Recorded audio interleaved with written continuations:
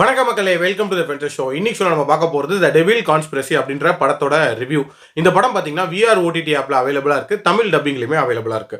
இந்த படம் ஒரு ஹாரர் கலந்த ஒரு ஸ்கைஃபை த்ரில்லர் அப்படின்னே சொல்லலாம். அதாவது கடவுளுக்கும் சாத்தானுக்கும் இடையே நடக்கக்கூடிய ஒரு கிளாஷை மையமா வச்சு எடுத்திருப்பாங்க. அதுவும் இன்றைய காலகட்டத்தில் நடந்தா எப்படி இருக்கும் அப்படின்ற மாதிரியான ஒரு தீம்ல தான் கதை நகரும்.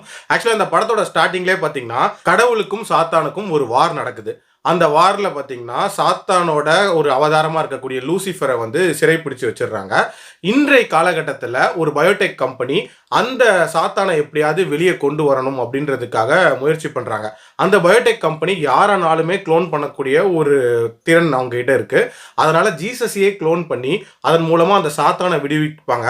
ஸோ தட் இந்த உலகமே வந்து ஒரு ஹெல்லா மாறிடும் அப்படின்ற மாதிரியான ஒரு கனவுகளோட இருக்காங்க. இந்த கனவை முறியடிக்கிறதுக்காக பிரசன்ட்ல மைக்கேல் அப்படின்ற ஒரு ஏஞ்சல் அவதாரம் வருது. இதுக்கப்புறம் நடக்கக்கூடிய அந்த குட் வர்சஸ் ஈவில் வார்ல யார் வின் பண்ணா அண்ட் கதையோட ஹீரோயினா இருக்கக்கூடிய லாரா அவங்க என்ன மாதிரியான விஷயங்கள்ல பாதிக்கப்பட்டிருக்காங்க, கடைசியா அவங்களுக்கு என்ன ஆகுது அப்படின்றத அந்த படத்தோட கதை. எனக்கு இந்த படத்தோட பாசிட்டிவ்ஸை பொறுத்த வரைக்கும் அந்த குட் வர்சஸ் ஈவில் ஸ்டோரி அப்படின்றத நம்ம நிறைய பார்த்துருப்போம்.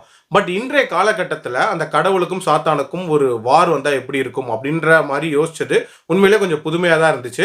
அதுலேயும் அந்த பயோடெக் கம்பெனி பண்ணக்கூடிய சில ஆராய்ச்சிகள் அப்படின்றது உண்மையிலே ரசிக்கிற மாதிரி தான் இருந்துச்சு. அதாவது அந்த 3 பெண்களை கேப்சர் பண்ணுறதா இருக்கட்டும், அந்த பெண்களுக்குள்ள சில விஷயங்களை இன்சர்ட் பண்ணுறதா இருக்கட்டும், அது எல்லாமே என்ன நடக்க போகுது அப்படின்ற மாதிரியான ஒரு ஆவலை தூண்டுற மாதிரி தான் இருந்துச்சு.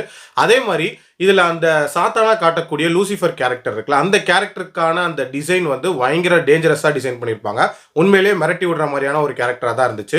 ஆல்சோ இந்த படத்தில் அந்த டுவர்ட்ஸ் தி எண்ட் நடக்கக்கூடிய சில சீக்வன்சஸ் அப்படின்றது ரொம்பவே இன்ட்ரெஸ்டிங்காக எடுத்திருந்தாங்க. அதே மாதிரி நெக்ஸ்ட் பார்ட்டுக்கான ஒரு லீட் கொடுத்து தான் முடிச்சிருப்பாங்க. அதுவுமே ஓரளவுக்கு ரசிக்கிற மாதிரி தான் இருந்துச்சு. டியூரேஷன் வைஸ் பார்த்தீங்கன்னா லெஸ் தென் 2 ஹவர்ஸ்ல முடிஞ்சிடும். ஒரு குயிக் வாட்சாக பார்த்துடலாம். பட் அந்த டியூரேஷன் நகர்றதுக்கே ரொம்ப சிரமப்படுது அப்படின்னே சொல்லலாம். அதுக்கு காரணம் நிறைய இடங்கள்ல ஒரு விதமான லேக் அப்படின்றத நம்மளால உணர முடிஞ்சுச்சு. கண்டிப்பா இன்னுமே ஸ்கிரீன் பிளேவை வந்து பேசப்படிருக்கலாம் அப்படின்னு தான் தோணுச்சு. ஆல்சோ இந்த படம் ஒரு மாதிரி ப்ரெடிக்டபிளாக தான் போகும் ஒரு கட்டத்துக்கு மேலே. கடைசியில் என்ன நடக்க போகுதுங்கிறது முதற்கொண்டு நம்ம ப்ரெடிக்ட் பண்ணிடலாம். கண்டிப்பாக இன்னும் கொஞ்சம் ட்விஸ்ட் அண்ட் டர்ன்ஸோட அமைச்சிருந்துருக்கலாம். எல்லாத்துக்கும் மேலே இன்னும் நிறைய விஷயங்களுக்கான டீட்டெயிலிங் அப்படின்றதுமே கொஞ்சம் பெரிய லெவலில் மிஸ் ஆன மாதிரி தான் இருந்துச்சு. பட் ஓவரால் ஒரு டீசென்டான OTT வாட்ச் அப்படின்னு தான் நான் சொல்லுவேன். என்னோட ரேட்டிங் இந்த படத்துக்கு 2.5 out of 5. அடல்ட் கண்டென்ட்லாம் பெருசாக இல்லை. ஸோ பார்க்கலாம். மீண்டும் அடுத்த விமர்சனத்தில் சந்திக்கிறேன். நன்றி, வணக்கம்.